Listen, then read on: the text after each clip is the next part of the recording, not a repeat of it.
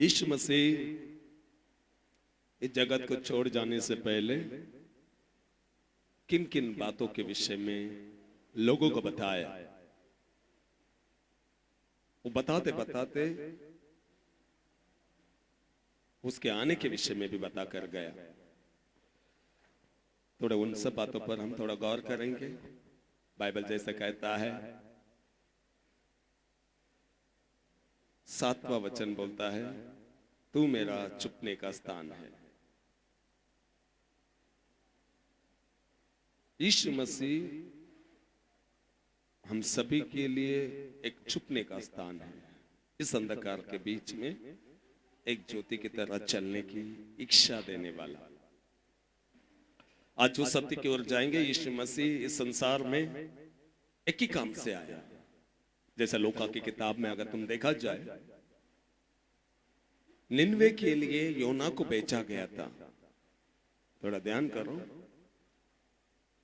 निनवे ऐसा नगर था, हर प्रकार का पाप,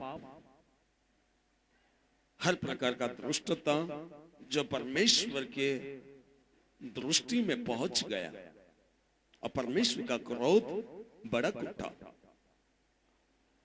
और निनवे को आखिरी संदेश देने के लिए योना को खड़ा किया। एक भविष्यद्वक्ता, एक साधारण एक इंसान, परमेश्वर पिता निनवे के लिए संदेश भेजता है।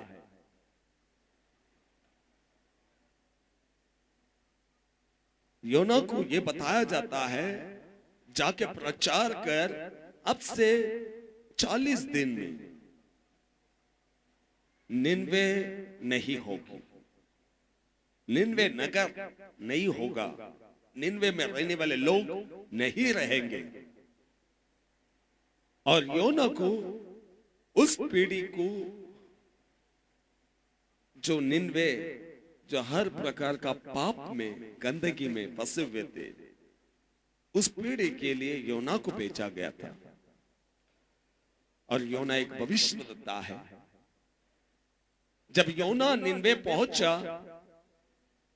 उसने प्रचार किया, अब से 40 दिन में निनवे नहीं रहेगा, निनवे के लोग नहीं रहेंगे। तो उस पीढ़ी, उस निनवे में रहने वाला वो मानव प्राणी, मानव के लोग, राजा, सब प्रकार के प्रजा, छोटे बड़े, सभी लोग उस बात पर विश्वास किया। विश्वास करने के बाद उन्होंने पश्चाताप किया। निनवे के लोग पश्चाताप किया, बोला सारा निनवे में ऐलान किया जाए, सारा निनवे में ये बताया जाए, अब से 3 दिन कोई नहीं खाएगा, सभी लोग उपवास रहेंगे, हम परमेश्वर के चरणों में जाएंगे, उसका क्रोध प्रेम में बदल जाएगा। देखो, निनवे के लिए योना के साथ एक ही संदेश था, अब से 40 दिन, यानी कि खत्म करने का विषय है। और उन्होंने उस बात को विश्वास किया और निनवे पश्चाताप करने का फैसला किया। उन्होंने सारा नगर में लोगों को बताया कि अब से 3 दिन हम उपवास में रहेंगे परमेश्वर के चरणों में। हमारी प्रार्थना सुनकर परमेश्वर का जो क्रोध इस निनवे पर है वो बदल जाएगा। निनवे का संदेश क्या था? खत्म करने का संदेश। मगर निनवे के लोग पश्चाताप किया और वहां पर लिखता है परमेश्वर का प्रेम उन पर आया और जो निर्णय अब से 40 दिन में होने वाला था वो ना होते हुए उस निनवे, उस वचन पर विश्वास करने के कारण निनवे बच गए। ये लूका की किताब में है। निनवे वो संदेश सुनकर बच गया इस पीढ़ी के लिए, इस पीढ़ी में कौन है? तुम और हम, क्रिस्ती कहने वाले और जो क्रिस्ती को नहीं जानते, सभी के लिए ये। इस पीढ़ी के लिए कोई भविष्यवक्ता नहीं आया, इस पीढ़ी के लिए कोई मानव नहीं आया। इस पीढ़ी के लिए पिता ने अपना एक लौता पुत्र को बेचा।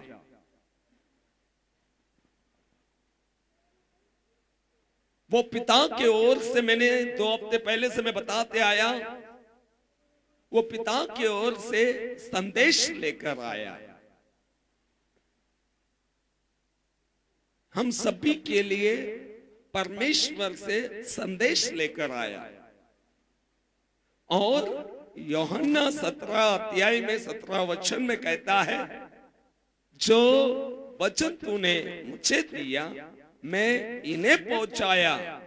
ऐसा यीशु मसीह इस पृथ्वी में सूली पे चढ़ने से कुछ घंटे पहले पिता से प्रार्थना किया कि जो वचन तूने मुझे दिया मैं इन्हें पहुंचाया।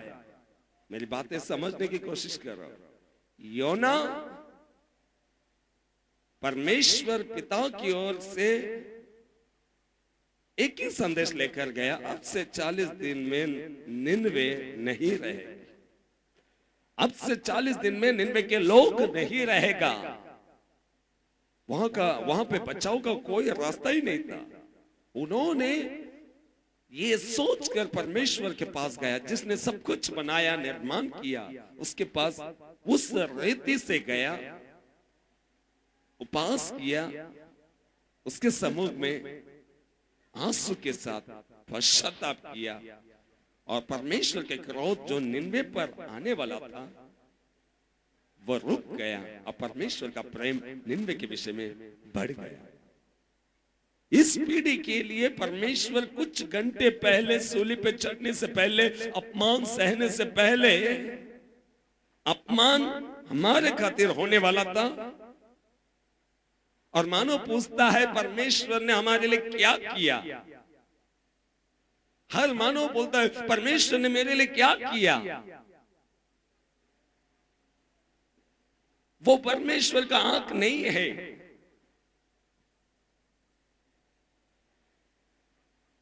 ये बोलने से पहले उन बातों को देखो, परमेश्वर यीशु मसीह के जरिए तुम्हारे लिए हमारे लिए क्या किया। जो पाप किया है उसको नहीं मालूम, सभी को मालूम है। यीशु मसीह सूली पर चढ़ाया गया, उसका अपमान किया गया, मगर उन बातों से तुमको और हमको क्या सीखने को मिलता है। निन्वे के लिए साधारण एक मानव को भेजा गया था, एक भविष्यवक्ता योना, मगर इस पीढ़ी के लूका की किताब में कहता है, इस पीढ़ी के लोगों को स्वयं अपना एक लौता पुत्र को भेजा गया था, जिससे कि ये मालूमात होता है कि यूहन्ना 17 अध्याय 17 वचन में लिखता है, पिता से विनती करता है, जो बातें तूने मुझे दी, यानी कि योना जैसा बातों को लेकर निन्वे पहुंचाया, वैसा ही यीशु मसीह के जरिए भेजा गया वो वचन लोगों को देने के बाद वो पिता से विनती करता है, जो बातें तूने मुझे बताया मैं इन्हें पहुंचाया। इससे मालूम होता है कि यीशु मसीह को किसी ने, यानी किसी ने मतलब इस संसार को निर्माण करने वाला उसके जरिए भेजा गया था इस पीढ़ी के लिए। अगर ये बाइबल की बातें अगर हमें समझ में आती है, हम इस संसार से कम होकर परमेश्वर के अंदर बढ़ता हुआ हर साल हम बढ़ सकते हैं। ये ईस्टर और ये गुड फ्राइडे मनाने के बजाय उसका अर्थ क्या है, 2014 साल से ये पीढ़ी मना रही है, इसका अर्थ क्या है वो जानने की कोशिश करो। यीशु मसीह इस पीढ़ी के लिए एकदम, इस पीढ़ी के लिए स्वयं अपना बेटा को भेजने की आवश्यकता पड़ा, क्योंकि इस पीढ़ी से वो प्रेम करता है। इस पीढ़ी को बताना चाहता है, मैं परमेश्वर अपना एक लौता पुत्र को भेजता हूं, जो कोई पुत्र पे विश्वास करेगा, संसार को निर्माण सब चीजों का वारिस है, वो उसी के द्वारा सब कुछ बनाया गया था, वो आएगा। वो इंसान एक इंसान की तरह इस संसार में आएगा, वो लोगों के बीच में जिया। एक सच्चा भक्त जब ये बाइबल को पढ़ लेगा, वो परमेश्वर की दृष्टि में धनी होना चाहेगा, क्योंकि उसको एक ही मौका मिलता है परमेश्वर के लिए किस तरह जीना है। ये संसार में, स्वर्ग में नहीं, स्वर्ग में तो एक ही के समान होगा, सभी लोग आराधना करेंगे। इस पृथ्वी में तुमको और हमको बताने का मौका मिलता है कि परमेश्वर का वचनों को हम किस रीति से हमने अपने हृदय पे लिया। हालेलुया। मैं कुछ बातों का भी मैं बताऊंगा। ये बातें तुम्हें और हमें खड़ा करता है। तुम ये बोलते हो ना, परमेश्वर ने मुझे क्या दिया, परमेश्वर हमारे जीवन में क्या किया। यीशु मसीह योना को निन्वे के लिए भेजा गया था, इस पीढ़ी के लिए, तुम्हारे लिए, हमारे लिए यीशु मसीह को भेजा गया था। और यीशु मसीह अंतिम में कुछ घंटे, 4, 7, 8 घंटे के पहले, सूली पे चढ़ने से पहले वो कहता है पिता से, मैं प्रार्थना करता हूं प्रभु, जो वचन तूने मुझे दिया मैं इन्हें पहुंचाया। और इन्होंने क्या किया, उधर देखो, उधर क्या लिखा है, इन्होंने उस वचन को ग्रहण किया। बोलता है उन्होंने उस वचन को ग्रहण किया और इस संसार के लोग उनसे बैर किया। तुमने वचन को ग्रहण किया और ये संसार के लोग बैर किया। और यीशु मसीह कहता है, जैसा मैं इस संसार का नहीं, वैसे वे भी जो इस वचन को ग्रहण किया, वे भी इस संसार के नहीं। इसका मतलब परमेश्वर, इस प्रार्थना से मुझे ये मालूमात होता है, पिता ने इस संदेश को भेजा और ग्रहण करने वाला वो इस नागरिक से कम और परमेश्वर के राज्य के नागरिक के ज्यादा। यहाँ का सिटीजन कम और वहां का सिटीजन ज्यादा। यानी कि हर साल हम वहां पर बढ़ते हैं और यहां से घटते हैं। इसलिए वो बोलता है, जैसा मैं इस संसार का नहीं, ग्रहण करने वाले, ये वचन को ग्रहण करने वाले वे भी इस संसार के नहीं।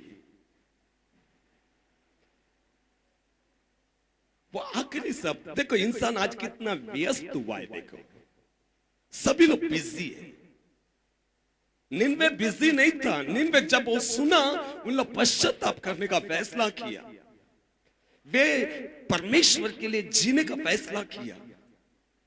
आज स्वयं यीशु मसीह आया, सच्चाई को बताया, संदेश इस पृथ्वी पर वो राज्य के विषय में यहां पर पहुंचाया। देखो जब यूहन्ना 6वां अध्याय, जब उसने रोटी को तोड़ा, 6000 लोगों को खिलाया, लोगों ने वो देखकर धन्यवाद बोला, पिता को धन्यवाद बोला, यीशु मसीह को धन्यवाद बोला। बड़े बड़े चमत्कार को देखकर यूहन्ना 12 अध्याय में लिखता है, लोगों ने उसे होसन्ना होसन्ना बोलकर उससे जय जयकार किया। जब लोगों ने वचन को सुना, 6वां अध्याय में वचन को सुना, रोटी खाया, जय जयकार किया। जब वचन को सुना, वचन स्वर्ग की भाषा है, वहां का नागरिक बनाने के लिए यीशु मसीह वहां का लॉ लेकर आता है, वहां का नियम को लेकर आता है। जब लोगों ने ग्रहण किया, वो इस संसार से घटता है, ये परमेश्वर बताता है। जैसे जो ग्रहण किया, वो इस संसार से घटकर परमेश्वर के अंदर बढ़ता हुआ। यानी कि ये नागरिक कम और वो नागरिक ज्यादा। जब लोगों के अंदर ये परिवर्तन आया और जो लोग ग्रहण किया, वो कितने लोग थे? सिर्फ 12 चेले। अभी 6वां अध्याय 63 में क्या हम निकालेंगे, पढ़ेंगे यूहन्ना की किताब 6:63।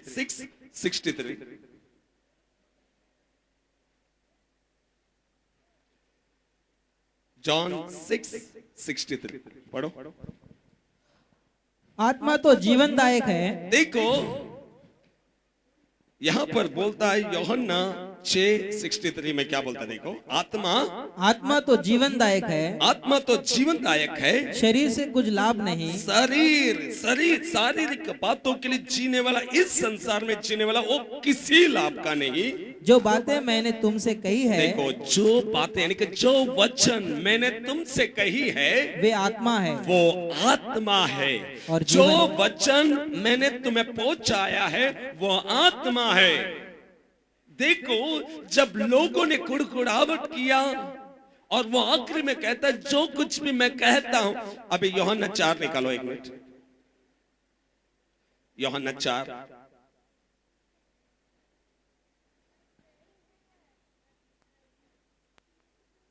ने 5, यूहन्ना 5 38 पढ़ो, 38। और उसके वचन को मानने से स्थिर नहीं रखते, देखो, वे लोग वचन को मानकर उस पे स्थिर नहीं रहते। मन मन हाँ, गलत। एक मिनट। और उसके वचन को हाँ। मन में स्थिर नहीं रखते, वे लोग वचन को ग्रहण करके उसके मन में स्थिर नहीं रखते, क्योंकि जिसे उसने भेजा बेचने वालों पर उन्होंने क्या नहीं किया, विश्वास नहीं करते। देखो, वचन को ग्रहण किया, वचन को ग्रहण किया, उन्होंने हृदय पर स्थिर नहीं रखा, कारण उन्होंने बेचने वाले पर विश्वास नहीं किया। क्यों? योना को किसने भेजा? पिता ने। जब निन्वे के लोग जब योना का भाषा सुना, लोग पश्चाताप करने का फैसला किया। यहाँ पर यीशु मसीह जब संदेश लेकर आया, जब लोगों को सच्चाई को बताया, 6वां अध्याय में 63 में क्या बोलता है? देखो, 63 में एक बार पढ़ो। आत्मा तो जीवनदायक है। ये बताना चाहता है कि आत्मा, वो आत्मा है, परमेश्वर का भेजा वो वचन आत्मा है। वो बोलता आत्मा तो जीवनदायक है, शरीर से कुछ लाभ नहीं, शरीर से कोई लाभ नहीं, शरीर से कोई लाभ नहीं। आगे, जो बातें मैंने तुमसे कही है, जो बातें बोलने के बजाय उधर लगा लो, जो वचन मैंने तुमसे कही है वे आत्मा है। वे आत्मा है। इसमें से लोगों के अंदर क्या आया? देखो, 64 पढ़ो।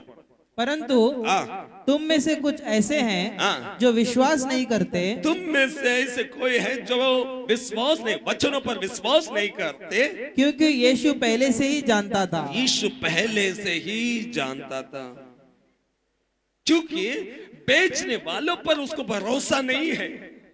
वचन क्या बोलता है? 5वां अध्याय 38वां वचन को फिर एक बार पढ़ो। और उसके वचन को मन में स्थिर नहीं रखते। वे सुनने वाला वो वचन को मन में स्थिर, अगर तुम मन में स्थिर नहीं रखते हो तो उससे साबित क्या होता है? उधर लिखता है क्योंकि जिसे उसने भेजा, जिसने भेजा, तुम उसका विश्वास नहीं करते। तुम उसका विश्वास नहीं करते। तुम अगर इस वचन को अगर मानते नहीं, अपने हृदय पे नहीं रखते हो, तुम बेचने वाले पर विश्वास नहीं रखते, क्योंकि वो बोलता है वचन क्या है? जीवन है। यूहन्ना की किताब 1 अध्याय बोलो, निकालो, 1, 2, 3 वचन पढ़ो। क्या लिखता है?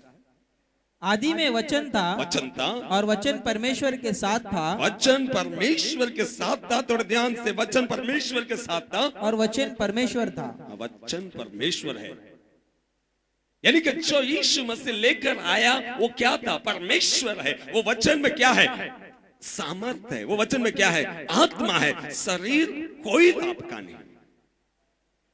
उसके आगे क्या लिखता देखो, यही आदि में परमेश्वर के साथ था। ये वचन आदि में, सब कुछ सृष्टि करने से पहले ये आदि में ये वचन परमेश्वर के साथ था। सब कुछ उसी के द्वारा उत्पन्न हुआ। देखो, यही वचन के जरिए सब कुछ उत्पन्न हुआ, और जो कुछ उत्पन्न हुआ है, जो कुछ भी दिखता है, जो कुछ भी यहाँ पर खड़ा हुआ है, सब कुछ उसी के द्वारा उत्पन्न हुआ। उसमें से कोई भी वस्तु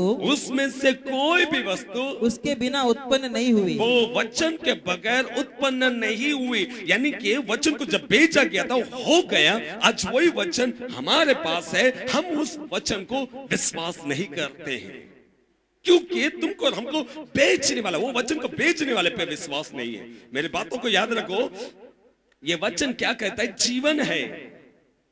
और ये बेचने वाले कौन है? पिता है। और लेकर आने वाला कौन है? यीशु मसीह। जब ये वचन को लेकर आया, सुनने वाला उसे ग्रहण नहीं किया, वरन जिन्होंने ग्रहण किया उन्होंने जीवन पाया।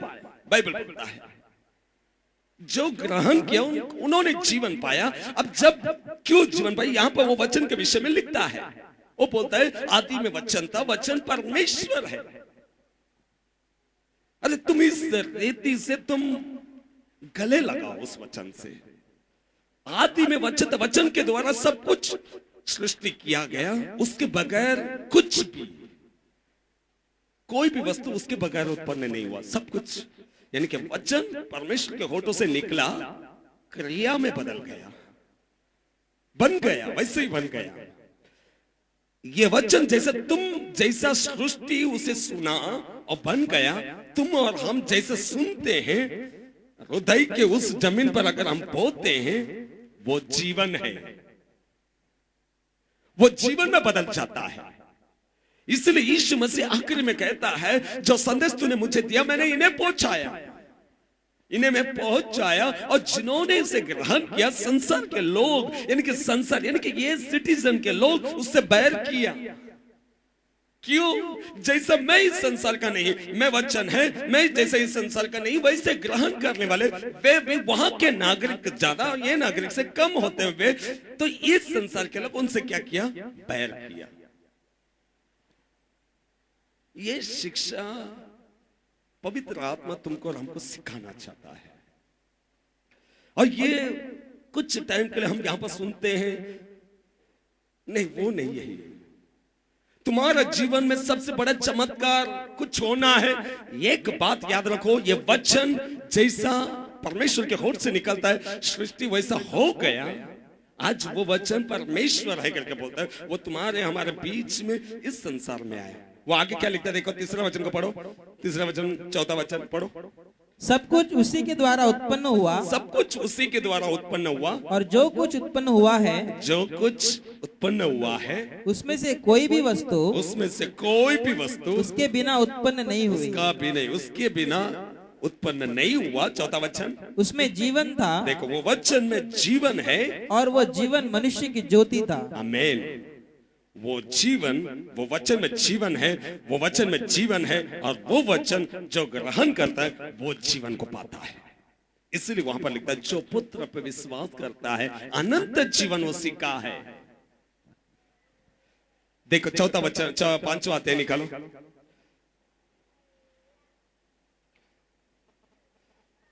अड़तीस पढ़ो फिर एक बार। और उसके वचन को मन में स्थिर नहीं रखते, तुम सुनने वाला वो वचन को मन में स्थिर नहीं रखते, क्योंकि कि जिसे उसने भेजा, जो वचन को जिसने भेजा, तुम उसका विश्वास नहीं करते। भेजने वाले पर तुम विश्वास नहीं करते हो कि उसमें जीवन है, तुम विश्वास नहीं करते। भेजने वाले पर तुमको विश्वास नहीं है, उसमें जीवन है करके। Hallelujah, hallelujah.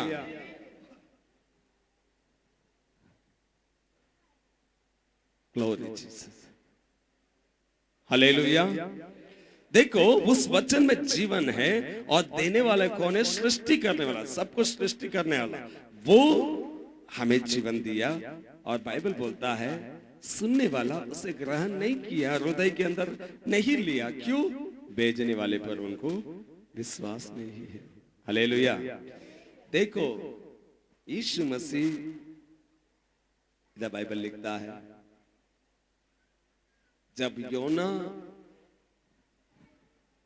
गया निन्वे को प्रचार किया, निन्वे परमेश्वर की बातों को विश्वास किया, उन्होंने पश्चाताप करने का फैसला किया। पश्चाताप करने के कारण निन्वे को जीवन मिला, और इस पीढ़ी के लिए यीशु मसीह आया, वचन को लेकर आया। वचन परमेश्वर की ओर से ही भेजा गया, ये साबित होता है कब? यूहन्ना 17:17 में वो लिखता है जो बातें तूने मुझे दी, जो वचन तूने मुझे दिया, मैंने इन्हें पहुंचाया। ये वचन हमारे पास पहुंचाना क्यों जरूरी था? उसमें जीवन है, मैंने बताया। वो कैसा? हमको सवाल हो सकता है, वो कैसा? पहला यूहन्ना की किताब दूसरा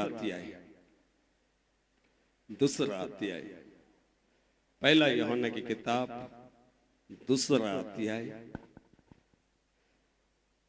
14 वचन को थोड़ा गौर से सुनेंगे और पढ़ेंगे। हाँ हे पितरों, हाँ मैंने तुम्हें इसलिए लिखा है हाँ, कि जो आदि से है आदि से है तुम उसे जान गए हो। तुम उसे जान गए हो। हे जवानों, देखो अब क्या लिखता है, देखो हे जवानों, मैंने तुम्हें इसलिए लिखा है ये बातें इसीलिए लिखा है कि तुम बलवंत हो। देखो परमेश्वर का इच्छा क्या है, देखो सभी लोग ध्यान से दो। परमेश्वर की इच्छा क्या है? हम सभी लोग क्या होना चाहिए?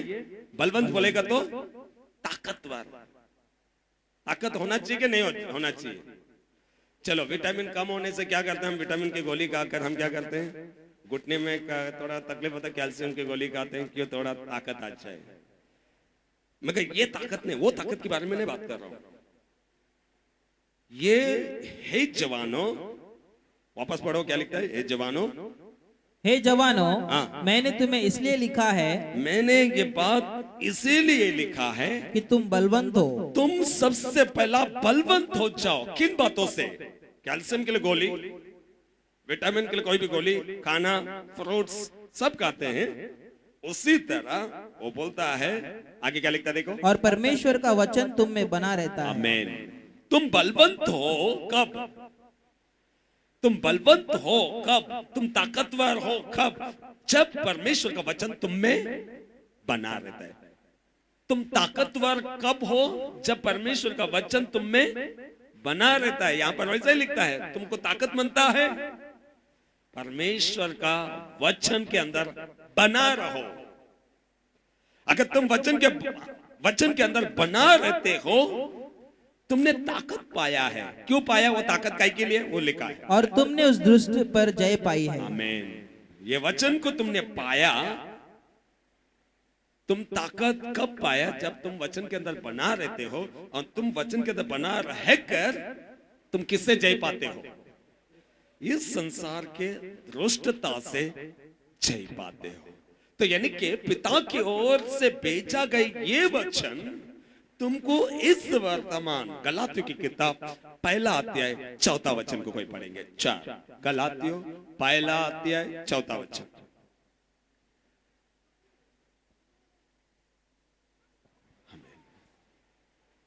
उसी ने अपने आप को, देखो यीशु मसीह उसी ने अपने आप को हमारे पापों के लिए दे दिया, हमारे पापों के लिए दे दिया, ताकि हमारे परमेश्वर और पिता की इच्छा के हमारे परमेश्वर और पिता की इच्छा के अनुसार हमें इस वर्तमान, देखो हमें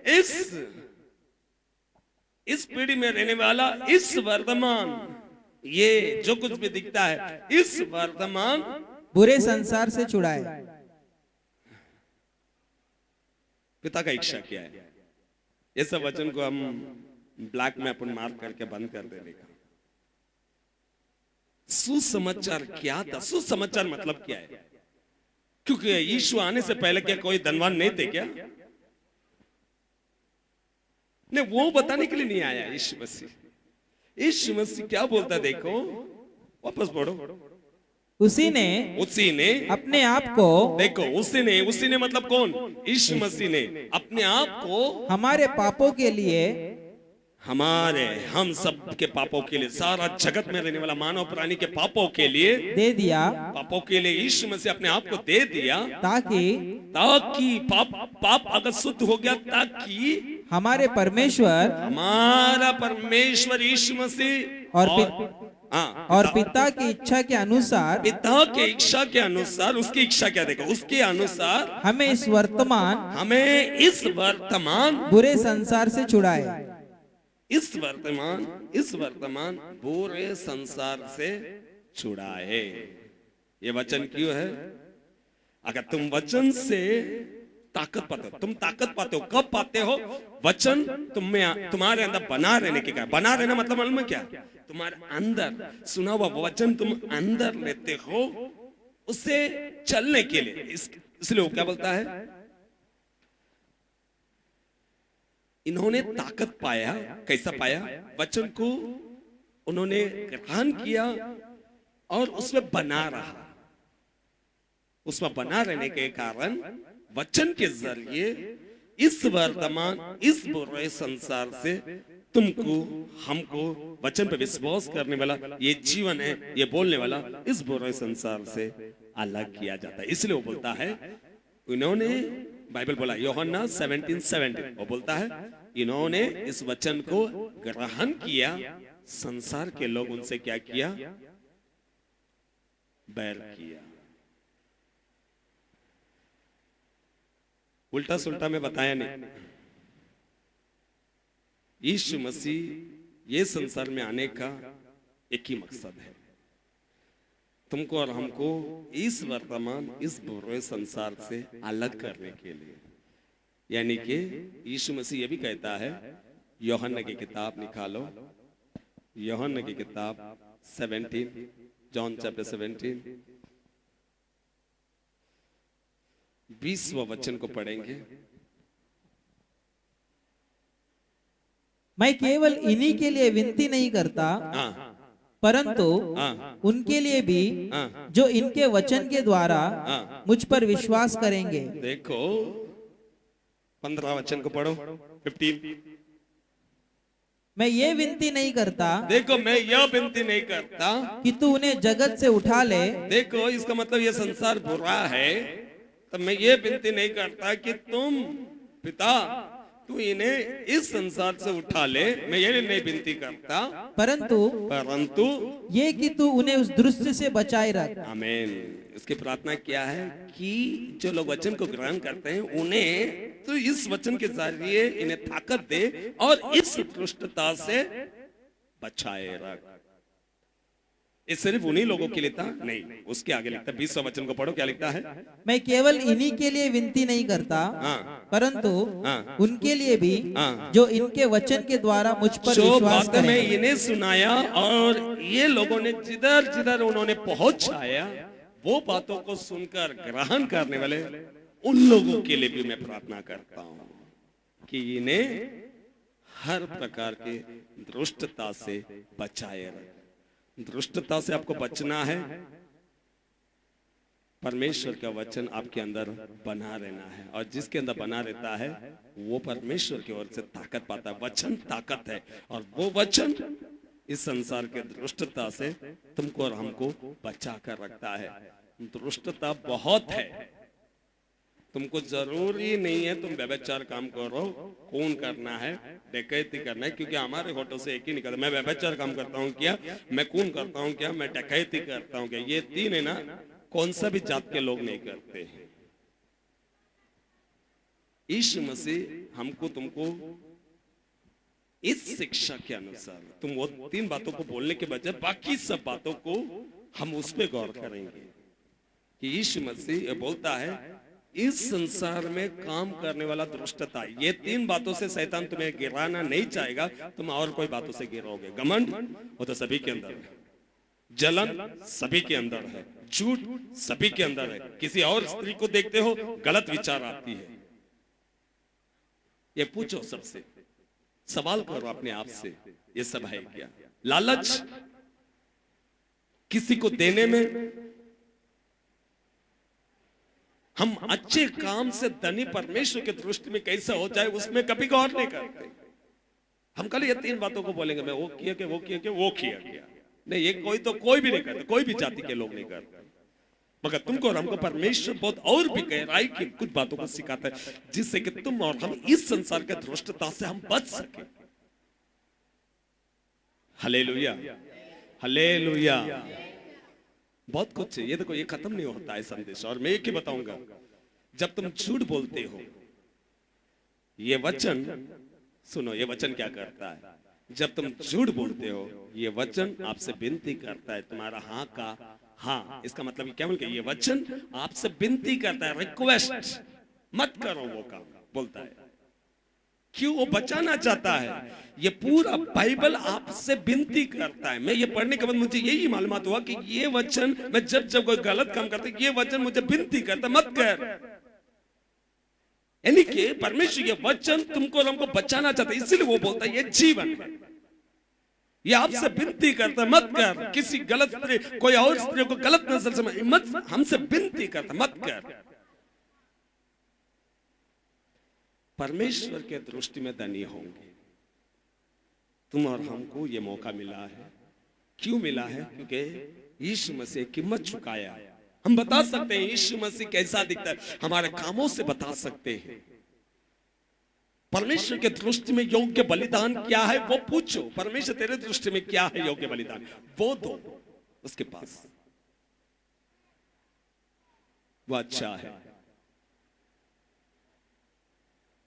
इसको समझने की कोशिश करो। क्यों आया? खाली ये नहीं कि भाई हमने क्रिसमस मनाया, ईस्टर मनाया, अगला संडे ईस्टर मनाएंगे, हो गया। नहीं, वो कंटिन्यू है। रोज रोज जय पाना है उस पर। दुष्टता से हमको जय पाना है। ये वचनों के जरिए हम जय पा सकते हो। वचन अगर तुम्हारे हृदय में है तुम जय पा सकते हो, अगर नहीं है तुम जय नहीं पा सकते हो। तुम वचन को पाया, तुमने ताकत पाया। क्यों? इस संसार का दुष्टता से जय पाने के लिए। और इस संसार का दुष्टता से जय पाने के लिए तलवार, हथियार नहीं, वचन वो चाहिए। तलवार, वो वचन तलवार है, पहन इसे। हालेलुया। और परमेश्वर से प्यार करने लोग। अगर प्यार नहीं होता, पूछो मुझे प्यार क्यों नहीं होता है। तुम प्रार्थना करो, मैं क्यों आपके चरणों में बैठ नहीं पाता हूं? नहीं होता है, पूछो। नहीं चाहिए ये संसार जो करती है वो काम मुझे नहीं चाहिए। इन सब बातों से मुझे अलग कर बोलिए। ये वचन मेरे अंदर पूर्ण होने दीजिए। जब जब ये वचन तुमको सुनाया जाता है, जब जब तुम ये वचन को सुनते हो, कहीं से भी अगर सुनते हो, एक ही होता है, वो आपसे विनती करता है। वो कौन? सृष्टि करने वाला, वो आपसे विनती करता है। देखो, सृष्टि करने वाला वो आपसे रिक्वेस्ट, विनती। विनती मतलब समझते हो? गिड़गिड़ाता है, मत कर, वो काम बोलता है। Hallelujah, hallelujah. वचन तुमसे विनती करता है, मत कर। वचन तुमसे विनती करता है, झूठ मत बोल। वचन बोलता है किसी और पे क्रोध मत कर। वचन बोलता है लालच ना कर। बोलता है विनती करता, मत कर, विनती करता है। और विनती करने वाला, सारा संसार को सृष्टि करने वाला, तुमको और हमको बनाने वाला, वो तुम उसको है ना जय जयकार कर सकते हो। आज देखो उसके मतलब यीशु मसीह को घोड़े मतलब गधे पे बिठाया, लोगों ने होसन्ना होसन्ना। मैं बताओ होसन्ना कैसा गाना है?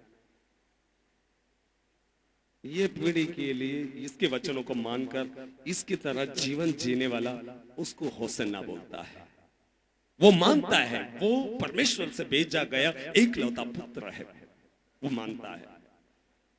वो है, वो कैरेक्टर आना चाहिए, वो स्वभाव हमारे अंदर आना चाहिए। वही है ये दिन।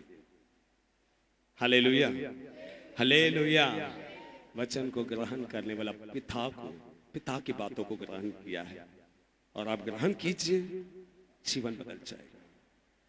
अंधकार तुम्हारे पास नहीं आएगा, क्योंकि वो बोलता है मैं ज्योति बनकर इस संसार में आया। जो मुझे ग्रहण किया वो अंधकार में नहीं चल सकता। और वो ज्योति क्या है? वचन है। वचन को ग्रहण करने वाला वो अंधकार में नहीं चल सकता, क्योंकि वो इस संसार से जय पाता है।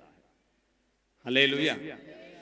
ये संसार में तुमको जय पाने के लिए एक ही होना चाहिए। क्या होना चाहिए? आप बताइए, क्या होना चाहिए? वचन। वचन नहीं है, आप जय नहीं पा सकता। अगर वचन तुम पाते हो, ताकत पाते हो इस संसार के दुष्टता से जय पाने के लिए। हालेलुया। सभी लोग